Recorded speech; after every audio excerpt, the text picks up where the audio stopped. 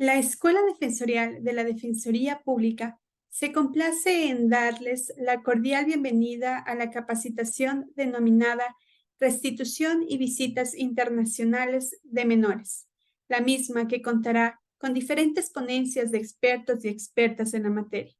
Saludamos la presencia de Magíster Tania Torres, directora de la Escuela Defensorial, doctora Ana María Hidalgo Santamaría, jueza de la Unidad Judicial de la Familia, Mujer, Niñez y Adolescencia con sede en la parroquia de Iñaquito.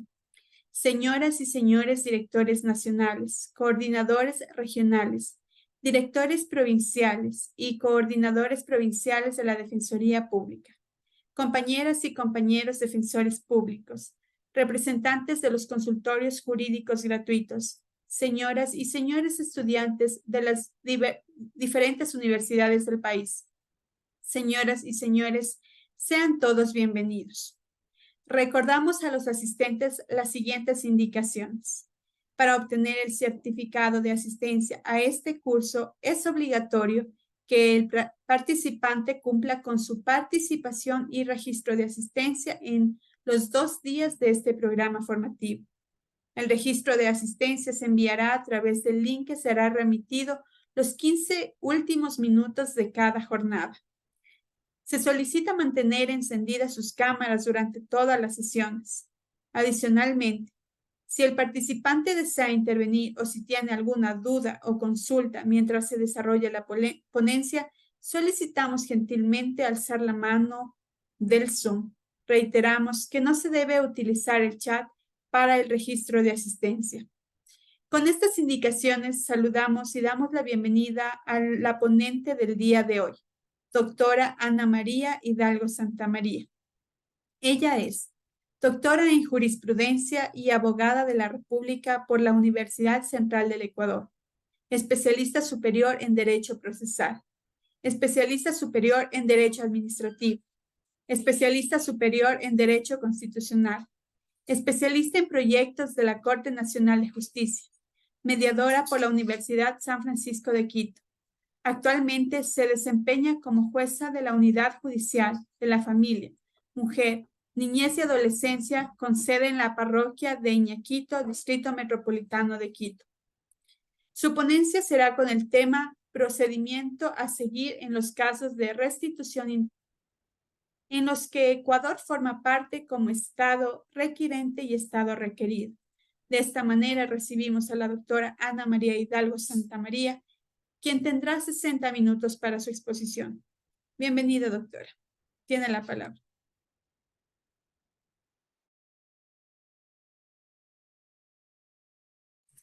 Buenas noches con todos. A través de esta ponencia, que espero les sea útil, quiero compartir un poco la experiencia que yo tengo como jueza de la unidad de familia de aquí de Iñaquito. Quiero yo iniciar señalando cuáles son la normativa que se debe aplicar para el caso de restitución internacional. Evidentemente, tenemos que esta acción nace del Convenio de Aspectos Civiles de Sustracción Internacionales de Menores, que se encuentra publicado en el Registro Oficial del 17 de abril del 2009. Una resolución del Consejo de la Judicatura, publicada igualmente en el Registro Oficial del 11 de enero del 2012. Una resolución de la Secretaría de Derechos Humanos denominada Protocolo sobre Restitución Internacional, Pensiones Alimenticias, y otra resolución dictada por el Pleno de la Corte Nacional de Justicia, que es la 8/2021. Estas son, en general, la normativa específica que se utiliza para este tipo de acciones y procedimientos. Evidentemente, adicionalmente, tenemos que verificar el contenido de lo que señala la Constitución, el Código Orgánico de la Niñez y Adolescencia, el Código Orgánico General de Procesos y las normas en general que aplicamos para cualquier tipo de procedimiento en materia de niñez y adolescencia. Pero este es específicamente para el caso que estamos tratando. ¿Cuándo se considera que es ilícita el traslado de un niño, de una niña o un adolescente? Esto se encuentra en el artículo 3 del convenio. Esto se da cuando cuando el niño, niña o adolescente es trasladado a un país distinto de su residencia habitual, sin autorización de uno de sus progenitores o de las personas que deban dar la autorización. Aquí hay que señalar algo bastante importante. Todo el convenio se fundamenta en esta frase de residencia habitual del niño, de la niña o del adolescente. Y también recuerden que puede ser que en otras legislaciones, en otros países distintos al nuestro, la autorización de salida del país o algún tipo de, en relación a la custodia o tenencia del niño, no solamente se encuentra a cargo de los progenitores, puede ser de un tutor, puede ser de una institución que esté a cargo del niño, por eso es sin autorización de los progenitores o de la persona que deba dar la autorización. En este caso, el niño, niña o adolescente ha sido separado, sustraído del entorno donde desarrollaba normalmente su vida. En este caso, podemos separar que, de acuerdo al artículo 3 del convenio, puede existir un pronunciamiento administrativo, judicial o un acuerdo de mediación en que se le atribuye a una persona el derecho de custodia. Es decir, en el caso nuestro, puede ser que a una persona, sea el padre o a la madre, se le esté atribuida la tenencia. Y con violación a esa resolución sobre derecho de custodia, sea trasladado o retenido en otro país. Ese puede ser un caso, pero el otro caso también es cuando no existe pronunciamiento en el derecho de custodia. Y esto significa, a pesar de que no existe pronunciamiento, es decir, no es que padre o madre tengan la tenencia del niño, pero esto se puede haber ejercido conjuntamente o alguna de las manifestaciones de la patria potestad, por ejemplo, no se está impidiendo que se ejerza.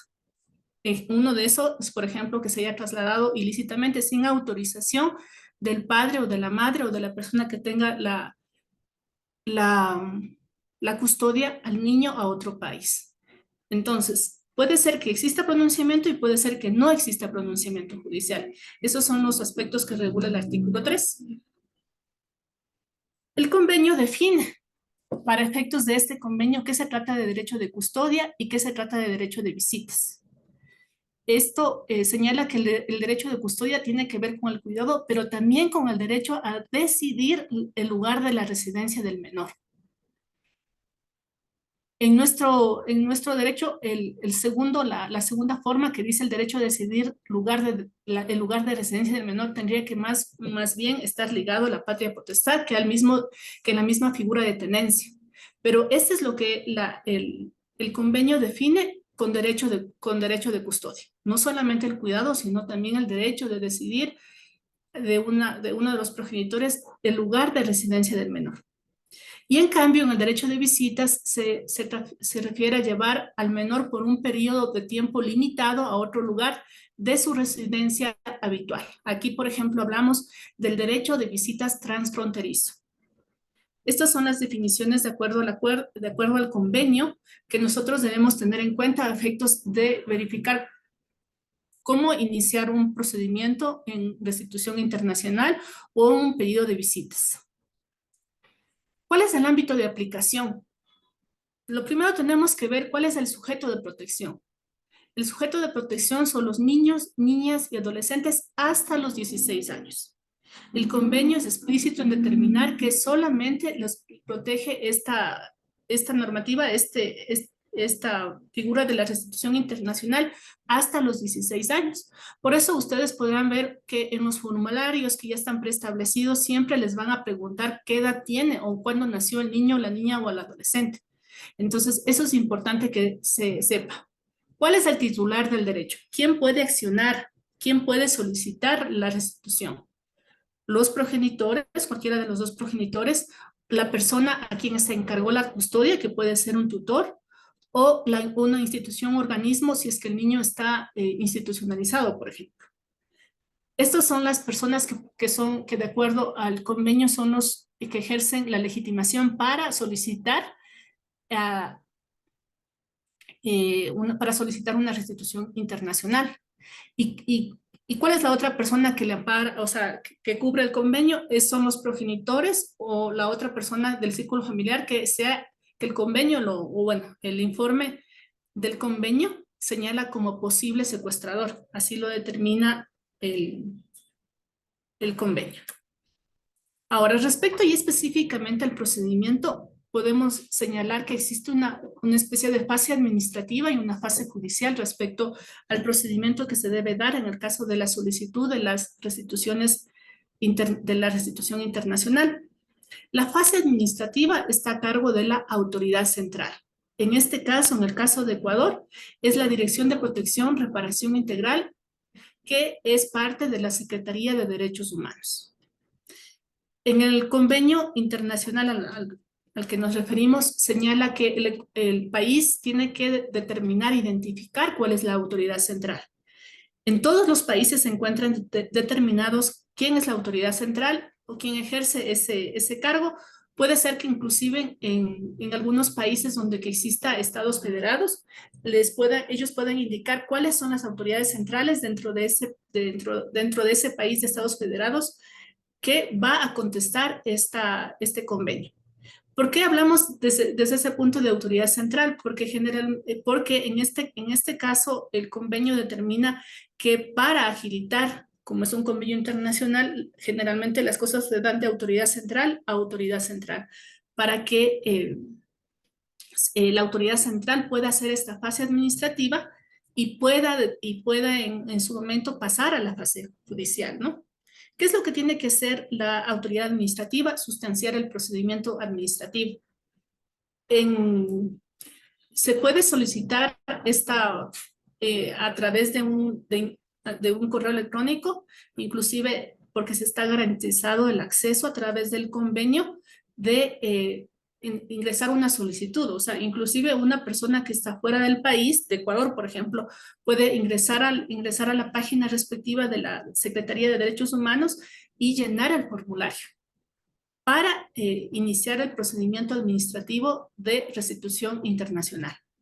¿Qué es lo que le está encargada principalmente la autoridad central? Es gestionar las medidas urgentes para ubicar o localizar al niño, niña y adolescente. Y también una de las cosas más importantes que encarga a la autoridad central el convenio es que debe promover la facilitación de acuerdos. En esta especie de fase administrativa que se da, la autoridad central es la encargada de promover o facilitar los acuerdos que puede darse entre los progenitores o entre las partes que están controvirtiendo este procedimiento. Luego viene el procedimiento judicial y eso está a cargo de la autoridad judicial, obviamente a través del sorteo respectivo del lugar donde se encuentre el niño, niña o adolescente. La autoridad judicial, en cambio, ya sustancia y decide respecto de la demanda de restitución o de visitas. La autoridad administrativa, la fase administrativa, ¿cómo se debe de determinar? Es a través de una solicitud dirigida que debe contener la identidad del solicitante, del niño, de la niña o adolescente, de la persona que es sustraída, la fecha de nacimiento, porque como señalábamos anteriormente, el sujeto de protección de este convenio son los niños, niñas, adolescentes hasta los 16 años. También tiene que señalar los motivos para reclamar la restitución, la información necesaria para localizar al niño, a la niña o al adolescente, la autorización del solicitante a la autoridad central. Esto es importante conocer porque puede ser que el solicitante, cuando el Ecuador es el estado requerido, sea un ciudadano de México, por ejemplo. Entonces, en el mismo formulario que lo exhibe la autoridad central aquí en la página web, tiene una autorización para que después la autoridad central continúe con el trámite respectivo para la fase judicial, por ejemplo, pero es una continuación. Entonces, por eso es requisito o contiene un requisito de la solicitud la autorización del solicitante a la autoridad central para continuar el trámite. A esta solicitud, además, se debe adjuntar toda la documentación que permita justificar la residencia habitual del niño, de la niña o del adolescente. Como señalé inicialmente, este convenio lo que protege es que el niño, la niña o adolescente mantenga su residencia habitual, que no sea trasladado legalmente. Entonces, la principal justificación que se debe dar es cuál es la residencia habitual del niño, de la niña o adolescente. Cualquier documentación que tienda a justificar eso deberá ser adjuntado a la solicitud. Si es que existe una resolución de fijación de un régimen de custodia o de tenencia, en el caso ecuatoriano, debe adjuntarse una copia auténtica de dicha resolución. Los formularios de asesoría están disponibles en la página de Secretaría de Derechos Humanos y ese es el link de la página. Ahora, la fase administrativa como estado requerido. Si nosotros somos estado requerido, la autoridad puede disponer la autoridad central puede, una vez que se ingresa la solicitud, puede disponer que se complete la petición. Inclusive al estado requirente puede decirle y hay un periodo de 60 días en que puede completar esa solicitud. Una vez que se admite a trámite, el protocolo que ha hecho la Secretaría de Derechos Humanos señala que se debe abocar conocimiento. Y en el aboco conocimiento, la autoridad central o la autoridad administrativa dispone una serie de diligencias que deben realizarse. Por ejemplo, dispone que se remita a oficios a migración para determinar la entrada y salida del niño, de la niña o del adolescente, si es que, o del papá o de la mamá o de la persona quien la sustrajo al Ecuador. También solicita la ubicación a través de la DINAPEN del niño, de la niña o adolescente para que puedan ubicar en dónde se encuentra y cómo se encuentra. Y adicionalmente puede, a petición del solicitante, puede abrir una fase de facilitación amigable y para ello ordenará la citación de la persona requerida. O sea, puede dentro de esta fase administrativa hacer una especie de conciliación que determine que puedan resolver dentro de esta fase que la normativa le llama facilitación amigable, pueden llegar a un acuerdo con el fin de que se realice la restitución voluntaria. O sea, no van a ir más allá, sino que llegan a un acuerdo para que el niño, la niña o adolescente pueda hacer una restitución voluntaria, o en el caso de las visitas también puede ser que lleguen a un acuerdo respecto de cómo se establecerían las visitas transfronterizas. En la fase administrativa, en esta fase de facilitación amigable, también se debe escuchar al niño, a la niña y al adolescente, y existe un equipo técnico de esta dirección que debe elaborar un informe al respecto. Si no existe el acuerdo, esta fase se concluye con el acta de imposibilidad de facilitación y posteriormente con la conclusión de la fase administrativa, en donde se concluye con la elaboración de la demanda y el inicio de la fase judicial con asistencia de defensores públicos. Ahí justamente en el protocolo que señalé inicialmente, se encuentra que es Defensoría Pública quien tiene la asistencia para iniciar la fase judicial.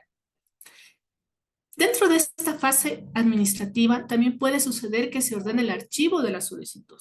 Esto puede ser por desistimiento expreso del solicitante, por el abandono porque no se impulsó la causa o por un acuerdo al que lleguen, sea en la facilitación amigable o puede ser también no dentro del procedimiento administrativo. Ahora, cuando ya se pasa a la fase judicial, nosotros solamente ahí somos estado requerido, porque ahí somos nosotros, el Ecuador competente.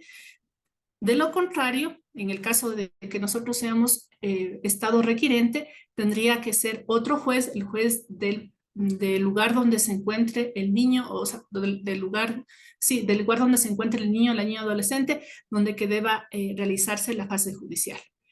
La fase judicial, en primera instancia, como ya señalé, se hace a través del sorteo. El procedimiento es un procedimiento sumario, igual que lo que señala el 332 en relación a todo lo que tiene que ver con niñez y adolescencia, pero es un sumario reducido. Así se ha pronunciado tanto la la resolución de la Corte Nacional de Justicia en relación en relación a la resolución 8/2021 y también la resolución del Consejo de la Judicatura.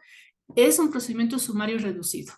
El convenio determina que este tipo de solicitudes debe realizarse hasta en 6 semanas, dice, desde el inicio del procedimiento. No identifica si es el procedimiento administrativo o si es el procedimiento judicial, pero en realidad dentro de esta fase señala que debe hacerse en 6 semanas. Y adicionalmente señala, pone otro límite que dice que si es que el niño, la niña o el adolescente desde que ingresó al país hasta que cumple un año, hasta antes de cumplirse un año en el país, puede ser ordenado la restitución inmediata. Entonces, tiene mucho que ver el tiempo de ejecución dentro de la fase judicial. Dentro de la fase administrativa, no, o sea, sí existen términos que se deben cumplir, pero lo que más está regulado ya obviamente desde el Código Orgánico General de Procesos en cuanto a términos, y desde las resoluciones que señalé, se tiene que cumplir. La apelación en primera instancia tiene que tener efecto suspensivo. Eso yo lo considero a mi criterio porque de acuerdo al 332, numeral 6, me parece, del Código Orgánico General de Procesos, no se encuentra la restitución internacional contenida dentro de las excepciones para dar apelación con efecto suspensivo. Dentro de la fase judicial podemos determinar que también tenemos segunda instancia e inclusive casación. Ahora, dentro de la fase judicial, ¿quién es la parte accionante? La parte accionante es la autoridad central. El convenio es determinante en señalar que es responsabilidad del Estado hacer cumplir el convenio o las reglas o los principios que determina el convenio. Entonces, por eso mismo es la autoridad central la que demanda, la que generalmente es justamente el director que señalé de la Secretaría de Derechos Humanos. La demanda debe cumplir con los requisitos del artículo 142 del COGEP. Como ya tenemos una fase administrativa, en la fase administrativa ya sabemos el lugar por ejemplo, donde se encuentra ubicado y donde hay que citar a la parte demandada. Entonces, en general, tenemos que cumplir todos los requisitos del 142, pero ya el requisito de la citación ya está, por decirlo, superado con la fase administrativa. Los documentos es importante, ¿no? Si es que nosotros somos el Estado requerido y el Estado requiriente es un Estado que no tiene el mismo idioma, toda la documentación que debe ser, que se adjunta a la demanda debe encontrarse traducida al idioma español. Bueno, inclusive eso es en la fase administrativa, de tal forma que viceversa, si es que el Ecuador es el Estado requirente, y tenemos que solicitar a un país que no sea del mismo idioma, nosotros debemos traducir toda la documentación que se adjunta a efectos de que se pueda cumplir con un señalamiento. Esto sí es una prioridad, es un requisito en el convenio. El convenio también señala que alguna de la documentación que se adjunte no requiere legalización u otra formalidad. Esto lo dice el artículo 23 del convenio, es una especie de flexibilidad en la prueba que tiene el convenio. Eso lo debemos señalar a efectos inclusive, no solamente de los requisitos para admitir a la demanda, sino también para la prueba en el momento que se tiene que admitir y en el momento que se tiene que evacuar la prueba dentro de la audiencia única. La parte demandada, en cambio, es la persona requerida. Igualmente, la contestación de la demanda debe contener los requisitos del artículo 151 y 152 del COGEP. Las excepciones, y aquí es importante hacer un énfasis, las excepciones que se pueden plantear dentro de estos procesos de restitución internacional son las excepciones que contiene únicamente el convenio y están determinadas en el artículo 13 y en el artículo 20 del convenio. Es importante destacar esto porque podemos, o sea, puede ser que la parte demandada no lo explicite, no sea explícito en las excepciones o no ha revisado el artículo 13 y 20 del convenio para determinar cuáles excepciones son las únicas que puede plantear dentro de esta fase judicial. Y aquí sí me he permitido transcribir lo que dice el artículo 13 del convenio. El artículo 13 del convenio, que yo lo traduzco como las únicas excepciones que pueden proponerse, señala lo siguiente. No obstante lo dispuesto en el artículo precedente, la autoridad judicial o administrativa del Estado requerido no está obligada a ordenar la restitución si la persona, institución u otro organismo que se opone a su restitución demuestra que. Por eso yo señalo que aquí es una excepción. Solamente en estos casos no se debería ordenar la restitución. Y ahí señala en el primer literal, la persona, institución u organismo que se hubiera hecho cargo de la persona no ejercía de modo efectivo el derecho de custodia en el momento en que fue trasladado, retenido o había consentido o posteriormente aceptado el traslado o retención. ¿Qué podríamos decir sobre ese literal, sobre el literal 1, sobre el literal A del artículo 13? Podríamos determinar que por ejemplo, podría ser que había una especie, alguna limitación en el ejercicio de la patria potestad para efectos de homologar una figura de aquí dentro de nosotros, o que había algún tipo tal vez de una medida de protección dictada en contra de alguno de los progenitores, de tal forma que se verifique o que se pueda señalar que no ejercía de modo efectivo el derecho de custodia. O que posteriormente haya aceptado el traslado o la retención. Eso también tiene que ser, pero cada una de las excepciones, recuerden que tienen que ser probadas por quien las alega, es decir, por la parte demandada, porque aquí el traslado de la prueba no es a la parte actora. La parte actora en sí tiene que justificar cuál es la residencia habitual y por qué el traslado ha sido ilícito, el traslado o la retención ha sido ilícito. Si la parte demandada alega cualquiera de estas excepciones, es ella la que debe probar. Y el literal B, en cambio, dice, existe un grave riesgo de que la restitución del menor lo exponga a un peligro grave físico o psíquico, o que de cualquier otra manera ponga al menor en una situación intolerable. Aquí pueden haber algunos planteamientos, pueden haber algunos hechos que puedan determinar que la parte demandada diga, yo me fundamento en esta excepción, en este literal, y tienen que detallar los hechos. ¿Por qué existe un grave riesgo de que si es que el niño o el niño adolescente regresa al estado habitual, esta situación le ponga en un estado intolerable de peligro, sea físico o sea psíquico? Y tiene que solicitar prueba respecto de los hechos, porque aquí las excepciones es como que están sin contenido y los hechos van dándole contenido a la excepción y con los hechos, esos hechos son los que tienen que probarse dentro del proceso judicial de retención. Señala también este artículo que la autoridad judicial o administrativa podrá asimismo negarse a ordenar la restitución del menor si comprueba que el propio menor se opone a la restitución cuando el menor haya alcanzado una edad y un grado de madurez en el que resulte apropiado tener en cuenta sus opiniones.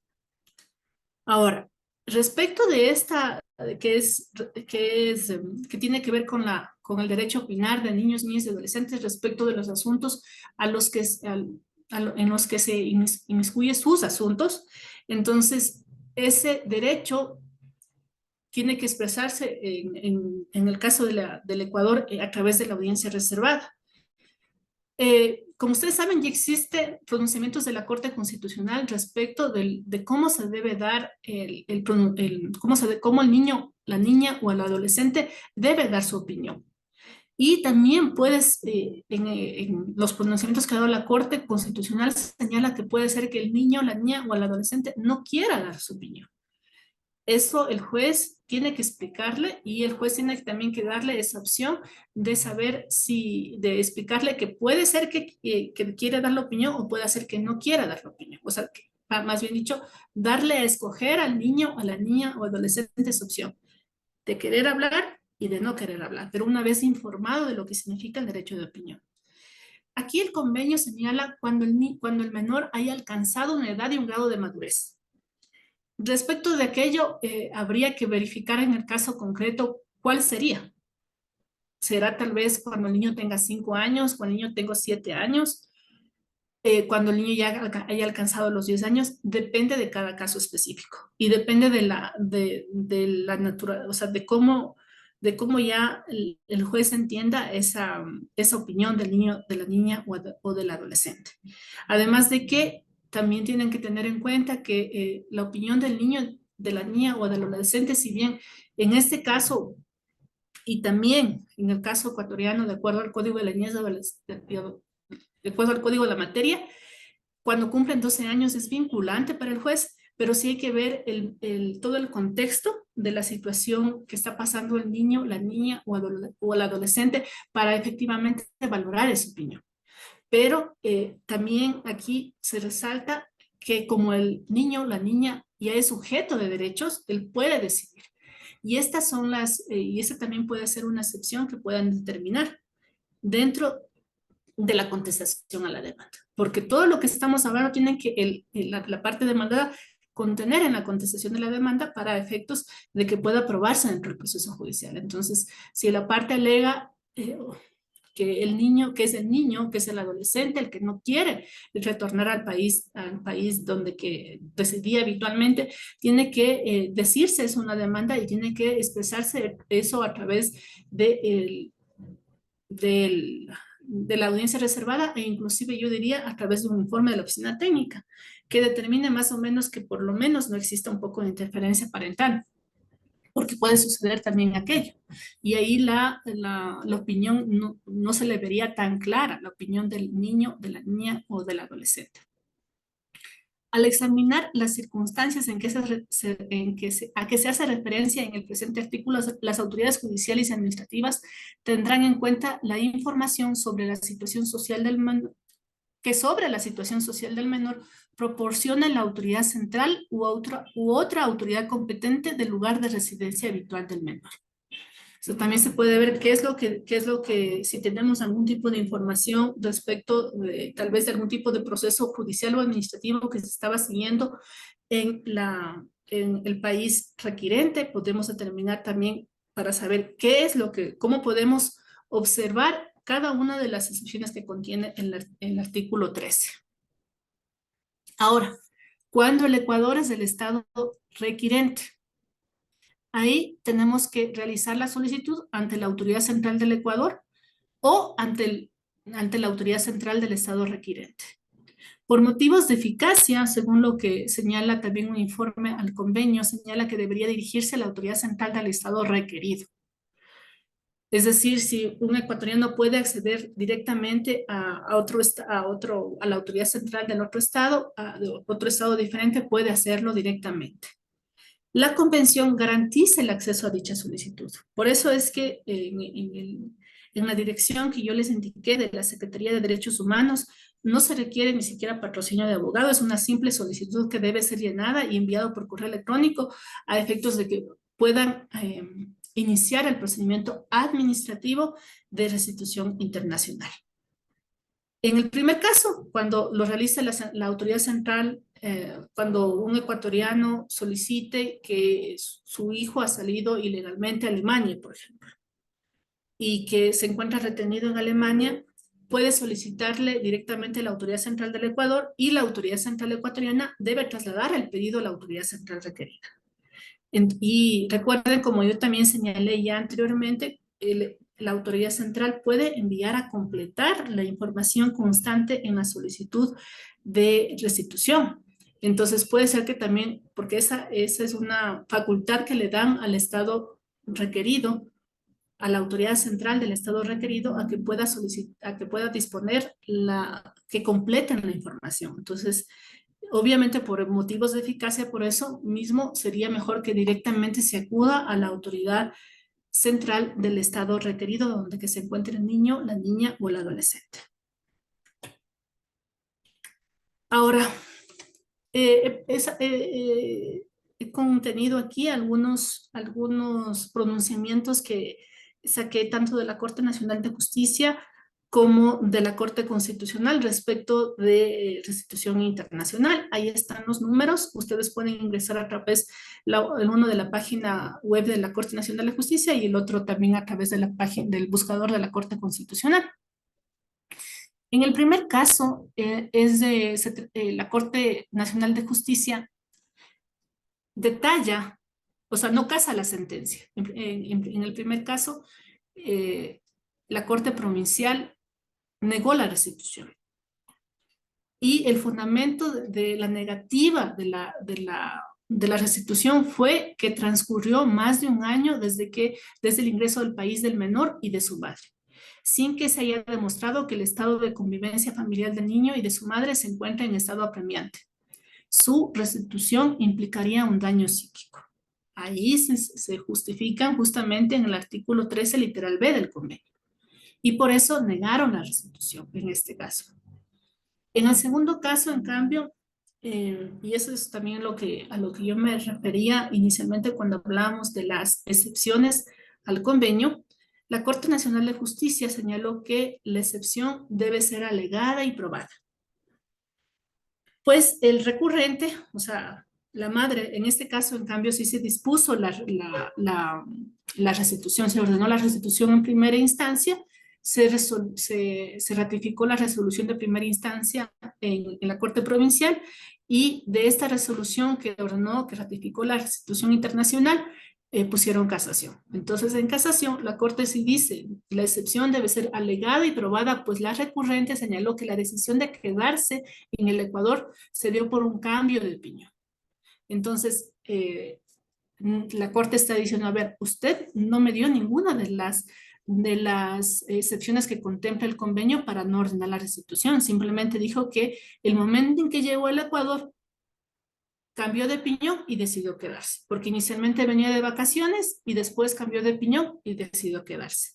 Entonces la Corte señaló que queda claro que hay un cambio en los planes, sin que haya podido demostrarse que el retorno de los niños suponga un peligro físico o psíquico, sea perjudicial para ello o se les exponga a una situación intolerable, lo que señalábamos de la excepción del artículo 13, literal B del convenio. Ahora, la Corte Constitucional del Ecuador, en la sentencia 1480-14-EP20, en los párrafos 73 en adelante, en este caso, en cambio, de la misma forma, se dispuso la restitución de los niños y de esa disposición que ya fue de casación, plantearon acción extraordinaria de protección y la acción extraordinaria de protección fue negada. Dentro de los fundamentos que señala la Corte Constitucional respecto de esta negativa, señala en los párrafos 73 en adelante que los jueces cumplieron con las obligaciones internacionales encaminadas a proteger proteger el interés superior del niño, de la niña o del adolescente. Y señalaron también que la madre de los niños infringió el convenio y por lo mismo el principio de interés superior. En este caso específicamente, la Corte señala que algunas de las alegaciones no eran específicas, pero que haciendo un esfuerzo determina que lo que señalaba la parte accionante de la acción extraordinaria de protección era que se había violentado el derecho, el principio de interés superior. Y ahí la Corte señala que no, que más bien el momento en que la señora infringió el convenio, es decir, les trasladó, les retuvo de forma ilícita a sus hijos en el Ecuador, ahí ella misma actuó en contra del principio de interés superior del niño, de la niña o del adolescente. Ahora, y esto ya casi para terminar. ¿Cuáles? Yo considero que deben ser unas cuestiones a considerar dentro del procedimiento de restitución internacional. En este caso, tenemos que tomar en cuenta que en un proceso de restitución, el juez no se va a pronunciar sobre el fondo, es decir, sobre la custodia. Lo que se debe probar, repito, es la residencia habitual del niño, de la niña o del adolescente y lo ilícito, sea del traslado o de la retención. Eso es lo que se debe probar. El juez no debe decir, no puede decidir qué es lo mejor, que la tendencia del niño, o sea, que la madre eh, está bien con la madre o la tenencia del niño está con la madre, lo que está del niño está con la madre o con el padre. Lo que simplemente debe decidir es que si es que dispone la restitución o no dispone la restitución. Y para ello, si considera cuál era el país de residencia habitual del niño, de la niña o del adolescente, y si es que hay, si es que se prueba que fue ilícito el traslado o la retención. Obviamente, si es que en cambio se prueban las excepciones del artículo 13, tendrá que decidir que no se le restituya al niño, a la niña o al adolescente. ¿Cuál es el fin? ¿Cuál es el fin específicamente del convenio? Es proteger al niño, a la niña o al adolescente. Y por eso señala el convenio que las personas requeridas utilizan estas vías de hecho, o sea, el retenerles sin ningún tipo de justificación legal o de trasladarles sin haber tenido autorización, con el fin de crear vínculos artificiales de competencia con visitas o para obtener la custodia. Es decir, le trasladan, por ejemplo, al Ecuador para que sea el juez del Ecuador, el juez ecuatoriano, el que decida sobre tenencia o sobre visitas. Cuando lo que principal que protege el convenio es de que se debe respetar la competencia del juez de residencia habitual del niño, de la niña o del adolescente. También este convenio lo que protege es el interés superior del niño, de la niña o del adolescente. Su opinión debe ser privilegiada de acuerdo a cada caso. O sea, eso sí, la opinión del niño, el interés superior no se puede simplemente señalar en abstracto, se tiene que ir tomando y desarrollando y creando cada caso, de acuerdo a la prueba que se actúe, de acuerdo a lo que conste en cada caso. Porque yo digo tomando en consideración algo, que los niños, las niñas y los adolescentes no son propiedad de los padres, son sujetos de derechos. Y eso es lo principal que debemos nosotros grabarnos en nuestra cabeza como operadores de justicia, que los niños, las niñas y los adolescentes no son propiedad de los padres, son sujetos de derechos. Otra cosa que yo les decía, hay que tomar en cuenta la flexibilización de la prueba, porque nosotros evidentemente en materia de prueba tenemos algunas normas que señalan, por ejemplo, que cierto tipo de pruebas, o sea, de documentación tiene que estar tiene que estar apostillada, tiene que justificarse con la autoridad consular ecuatoriana que sea certificada, que sea legítima. Pero habrá casos en donde tenemos que ver qué prueba nos están señalando, tenemos que ver si es que esa prueba que nos están señalando eh, no existe contradicción. Por ejemplo, si es que la parte actora me dice el estado habitual del niño, de la niña, del adolescente es Colombia. Y veo la contestación de la parte demandada y en la contestación de la parte demandada nada me dice, no se opone, no dice que no es del estado habitual. Entonces, la contradicción de esa documentación no es lo principal que tengo que observar. Entonces, ahí puedo ser más flexible en la prueba y no solicitar, por ejemplo, como lo diría el Código Orgánico General de Procesos, que la documentación se encuentre debidamente certificada, acreditada, etcétera, etcétera, etcétera. Y como señalé yo y ratifico ahí, la persona demandada o requerida debe alegar y probar sus excepciones. Y las excepciones son las contempladas en el artículo 13 del convenio. Ahora, para terminar, quiero yo señalar una frase que está en el informe,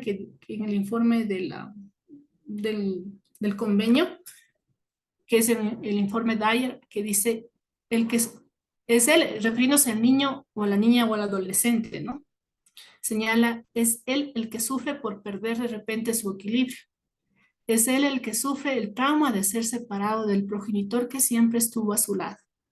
Es él el que siente las incertidumbres y las frustraciones que resultan de la necesidad de adaptarse a un idioma extranjero, a condiciones culturales que no les son familiares, a nuevos profesores, a una nueva familia. Esto es lo que justamente protege el convenio. El interés superior del niño, de la niña o del adolescente, a que no sufra este equilibrio de permanecer en su estado habitual en su hogar. Eso, hasta ahí es mi ponencia. No sé si es que quieren. Agradecemos la importante intervención de la doctora Ana María Hidalgo Santamaría y de esta manera damos paso a las preguntas recibidas en el chat de Zoom o si desean intervenir, por favor, disponible en la plataforma del Zoom.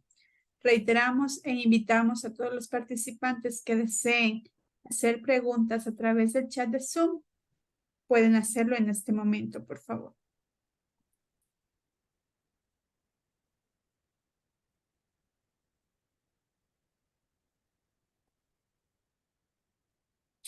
Alicia Carrión está levantando la mano. Doctora.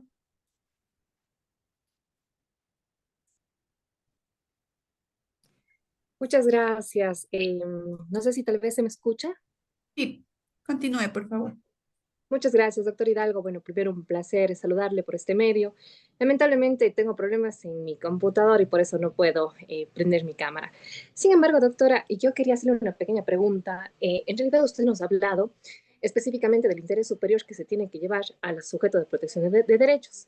Pero me queda una duda. Por lo general, la mayoría de procesos, los jueces lo manejan obviamente con rigidez en cuanto a los términos que lleva un proceso sumario. Y usted nos había hablado de que en estos casos tiene que ser un proceso sumario reducido. Entonces, mi pregunta específicamente es, ¿a qué conlleva ese procedimiento sumario reducido? Si es específicamente en los términos, en la aplicación de las pruebas. Entonces, sí quisiera, tal vez, doctora, si me puede aclarar un poquito en ese sentido del proceso sumario reducido. Y desde ya, muchísimas gracias. Gracias por la pregunta. A ver, la resolución de la Corte Nacional efectivamente así lo dice, porque el convenio determina, como le señalaba, que se debe priorizar los tiempos, porque mientras más pase un niño retenido en otro país, más daño se le hace al niño. Entonces, con fundamento a eso, la Corte señaló que debe darse en procedimiento sumario con términos reducidos. En lo personal, al tratarse de una norma procesal, estamos hablando del Código Orgánico General de Procesos que determina el término en que, por ejemplo, deba contestar la demanda, el término en que deba llamarse la audiencia, el término en que se deba calificar la demanda, el término en que se deba dictar la resolución. Entonces, existen términos que yo creo que sí se deben respetar porque si no, después podríamos tener problemas futuros en el proceso judicial. Yo creo que el término de contestación a la demanda debe permanecer en los 10 días, por ejemplo. El término para calificación puede ser más rápido porque ahí en cambio dice hasta 5 días que se tiene que calificar. Entonces no necesariamente el juez tiene que esperar, podría esperar el último día en donde que vence el término para el siguiente día calificar la demanda. Si es que lo manda a completar, no tendríamos que esperar hasta el último día del término para que se pueda emitir el auto de calificación de la demanda, por ejemplo. Yo creo que ahí sí podemos jugar con los términos. Así también cuando la ley señala que debe dictar la resolución de forma escrita hasta en el término de 10 días. Ahí estamos en un hasta. Pero cuando son términos fatales, como por ejemplo el término de contestar la demanda, se debe regularizar el término ahí porque es complicado. Tal vez también yo puedo llamar a audiencia antes. O sea, que la convocatoria de la audiencia sea un poquito antes, pero dependería mucho del caso, porque tendríamos que ver que para la audiencia, acuérdense en que el Código Orgánico General de Procesos determina que en los juicios de niñez y adolescencia deba la prueba ya estar introducida antes de la audiencia.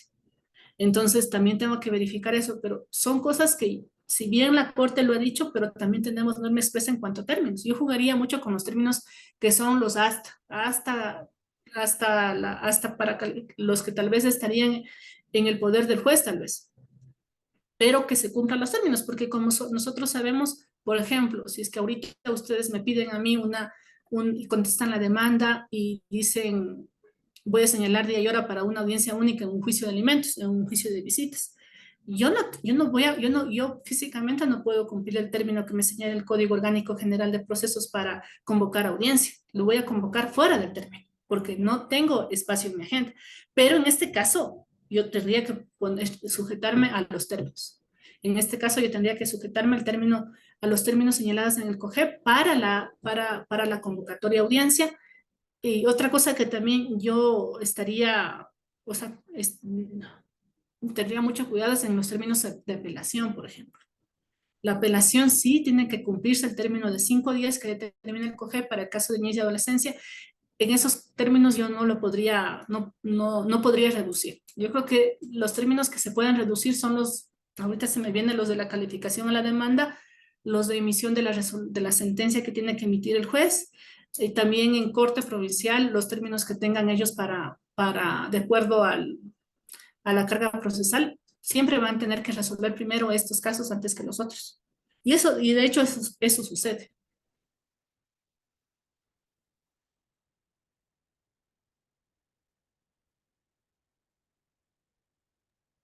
El doctor Luis Alfredo tiene la palabra, por favor.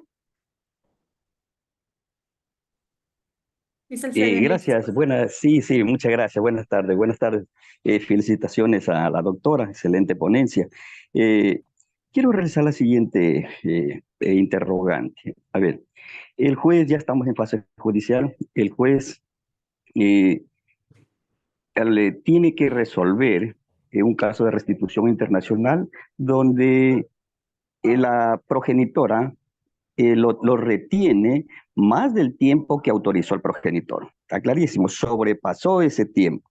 Ahora, dentro de la contestación a la demanda, alega que ella sufrió violencia intrafamiliar en su país, donde estaba residiendo, así con el ciudadano que está requiriendo la restitución.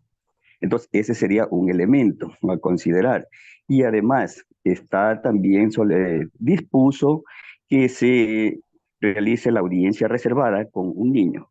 Entonces, tomando en consideración estos dos elementos, la presentación de esta denuncia de violencia intrafamiliar, que no concluyó porque desistió, no terminó con una sentencia condenatoria, ¿sí? Pero está pendiente también la escucha a la niña.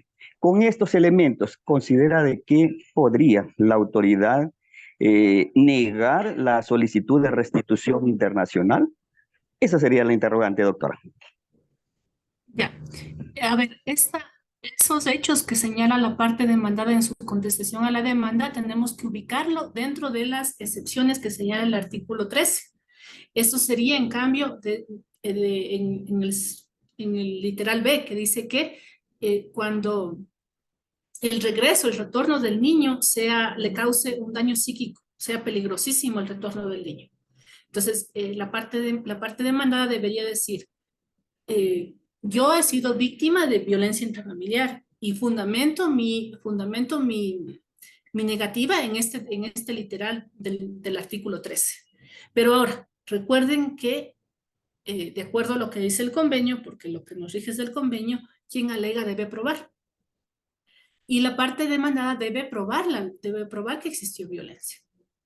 Ya, ahora, conocemos que, por ejemplo, puede ser que hubo una denuncia y que justifique que ha existido una denuncia de violencia. Yo creo que otra cosa que se puede justificar ahí sí es pertinente un informe psicológico. Si es posible de la unidad técnica, de las oficinas técnicas que determinen si es que existe algún tipo de grado de afectación, porque se entendería que ahí sí podríamos verificar con un informe psicológico si es que existe. Para la excepción. Entonces puede ser que se debe probar ahora. Yo no soy jueza de violencia. Yo entiendo que los jueces de violencia y ustedes tal vez como defensores públicos o que también manejan violencia, tienen otro tipo de justificación, otro tipo de interpretación respecto de los juicios de violencia. Pero en cambio, en este caso estamos con las normas del COGEP, con las normas del convenio y tendría que probarse. Sin desmerecer, eso sí, que no hay una perspectiva de género en relación a que pueden existir cosas que efectivamente no se puedan probar, pero que no se puedan probar de forma efectiva. Te pueden probar porque también se podría probar con testimonios, también se podría, o sea, se tendría que hacer una acumulación de pruebas, yo tal vez, para que se establezca que el niño es el que va a sufrir además. Entonces tendría que ser una conexión, ¿no? Porque el convenio no dice que uno de los progenitores esté sufriendo violencia o esté sufriendo o vaya a sufrir, sino que tiene que ir desarrollando el razonamiento que determina el convenio. O sea, si es que yo digo que existe violencia, yo tengo que decir que que mi hijo también vivió violencia, que mi hijo o que mi hija vivió violencia y que lo va a vivir y que eso le va a causar un daño psíquico y también yo diría, por ejemplo, que se verifique con un informe que el niño ya vio violencia y que eso va a ser van a ser, pero si es que eso no se prueba, si no tengo justificación probatoria dentro del proceso, yo no podría aceptar la excepción. Es decir, así en términos generales, si es que no hay prueba, tendría que ordenar la restitución. No sé si es que con eso ya queda claro la pregunta que me dieron. No le escuchamos al compañero Enrique, está sin el audio.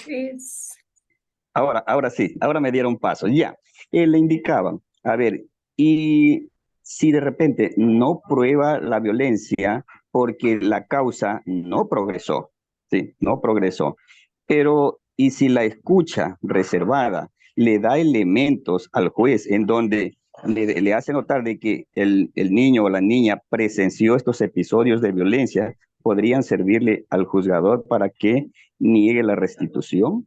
Entonces ya sería un elemento, ¿no es cierto? Sí, Que reforzaría. ajá, sí podría ser un elemento que reforzaría, pero es bastante difícil, o sea, yo creo que la opinión del niño, porque la, la norma nos da la opinión, nos da el derecho de opinión respecto del proceso, o sea, respecto de lo que significa la restitución. O sea, yo al niño en una audiencia reservada le tengo que indicar que o sea, le tengo que explicar que es una audiencia reservada, que el derecho de opinión y que él tiene el derecho de opinar respecto de este juicio de restitución y le tengo que informar. Tu papá está pidiendo que tú regreses a tu país por estas circunstancias. ¿Tú qué opinas de eso? Ese es el fundamento del derecho de opinión. Ahora, si dentro de la audiencia él va conversando y me va diciendo y me va explicando y me dice, no, es que lo que pasa es que yo le vi que mi papá le ahorcaba a mi mamá, o sea, ahí sería diferente. Pero es que yo como juez no tengo yo cómo hacerle la prueba a la parte demandada. Yo tengo a mí lo que me permite la norma es verificar la opinión del niño respecto de la restitución.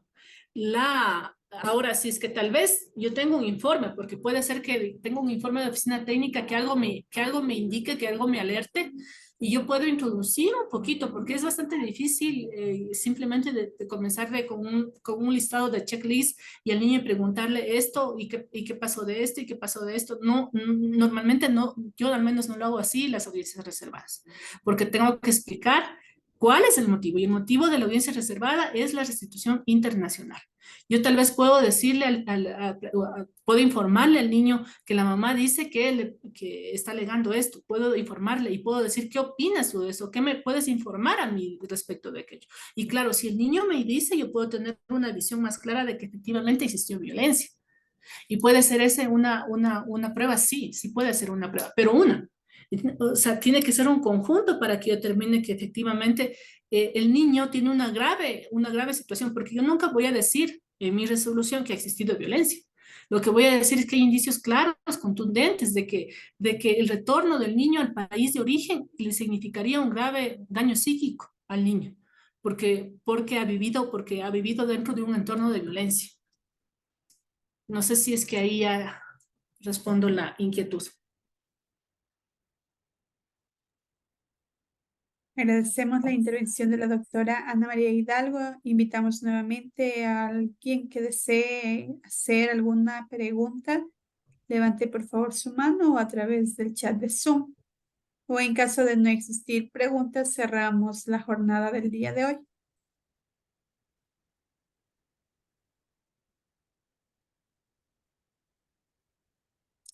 Alicia Carrión. Por favor, tiene la palabra. Muchísimas gracias. En realidad, doctora, mi pregunta va a ser súper corta. Solamente quiero saber si para el proceso ya judicial es obligatorio adjuntar dentro, como documento habilitante, que se inició un proceso de conciliación en el trámite administrativo directamente por la autoridad central o no necesariamente. No, para mí no es requisito, porque lo único que tiene que justificarse es de que se realizó la fase administrativa. Para mí, en lo personal, si es que existió una conciliación y se dio una facilitación, bien, porque ya no pasa la fase administrativa, ya no pasa a la fase judicial, perdón. Pero lo que más tiene que ver es como lograr esa facilitación. Y si no se logra, ya evidentemente es porque las partes no quieren acordar, no quieren hacer una solución amistosa. Entonces, para mí lo que tiene que justificarse es eh, el, la residencia habitual, o sea, juntarme documentación que tiene que decir que el niño vivía en Colombia, que el niño vivía en Perú, que vivía en otros países, que se realizó, y ya justamente para eso también sirve mucho la fase administrativa. Ya se hizo la investigación con INAPEN, ya se obtuvo la dirección de la parte demandada, ya sabemos dónde está ubicada, ya se manda a hacer, y también ellos elaboran algunos informes. Entonces a mí me sirve eso, pero para mí no es requisito que se haya concluido, o sea, que no, que necesariamente se tenga que hacer, porque además de lo que yo entendí en el protocolo que revisé, en el protocolo señala que esa petición de la parte, de la parte solicitante, que se puede iniciar una fase de facilitación amigable. Entonces, puede ser que la otra parte no quiera. Puede ser que quiera directamente completar la fase administrativa para ir a la fase judicial. Además de que el convenio también lo dice, ¿no? Que puede ser directamente que vaya a la fase, o sea, la persona quiera ir directamente a la fase judicial inclusive. Entonces, eso ya va a ser a criterio de la parte accionante, creo yo. No es necesario como requisito de la demanda. Se recuerda a los presentes que este curso de formación continuará el día de mañana en la tarde a partir de las 15 horas, en el cual tendremos la intervención desde Argentina del doctor Ignacio Goicoechea Delgado, delegado para América Latina de la Conferencia de La Haya, y de la doctora Marcela Borja Román, defensora pública del área de familia, niñez y adolescencia. De esta manera, a nombre de la Escuela Defensorial de la Defensoría Pública del Ecuador, agradecemos a las autoridades presentes, a la facilitadora del día de hoy y demás asistentes por su importante participación en esta jornada de aprendizaje. Buenas noches con todas y con todos.